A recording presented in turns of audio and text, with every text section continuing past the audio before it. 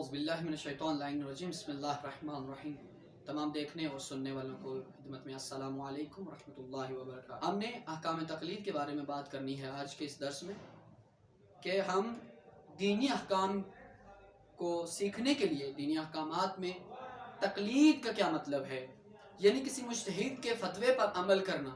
یہ تقلید کا مطلب ہے کہ کسی مجتہد کے فتوے پر عمل کرنا، اور آپ کہیں کہ کسی مجتہد کی تقلید میں نہیں کرتا ہوں، ہم امام زمانہ کی تقلید کرتے ہیں، جو آج کی گفتگو آج کل جو اس زمانے میں عروج پا چکی ہے۔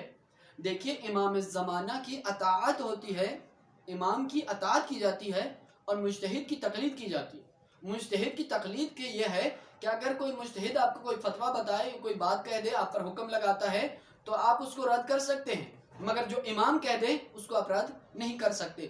اس لیے مجتہد کہ جس کی آپ تقلید کرنا چاہتے ہیں، وہ ہر کوئی نہیں ہو سکتا، ہر کوئی آپ کا مجتہد نہیں ہو سکتا، یعنی وہ آپ کو کوئی احکام بتائے، کوئی حدیث سنائے اور آپ اس پر عمل کریں، ایسا نہیں ہے، بلکہ اس کے لیے کچھ شرائط ہیں کہ جو کہ ہم آپ کے سامنے بیان کرنے جا رہے ہیں، کہ مجتہد کی تقلید کی جائے ایسا مجتہد ہونا چاہیے کہ وہ مرد ہو۔ پہلی شرط ہے وہ مرد ہو، یعنی عورت نہ ہو۔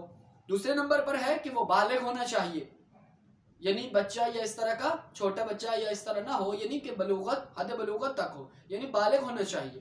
تیسرے نمبر پر شرط ہے کہ وہ عاقل ہو، یعنی دیوانہ یا پاگل کی تقلید نہیں ہو سکتی۔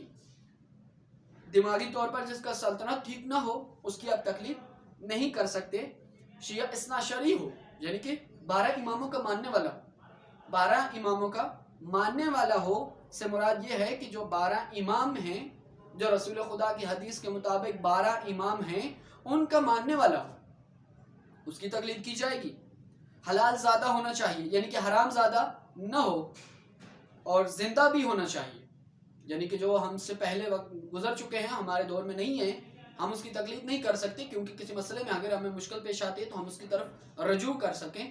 زندہ ہونا چاہیے اور عادل ہونا چاہیے۔ عادل ہونے سے مراد یہ ہے، یہ ایک تفصیلی گفتگو کے مقامات ہے۔ عادل ہونا یعنی کہ مختصر بیان کروں تو عادل سے مراد یہ ہے کہ احکام خدا کو بجا لاتا ہو، اور جن چیزوں سے اللہ نے اسے روکا ہے ان سے بچتا ہو، اس کو مجتہد کہتے ہیں۔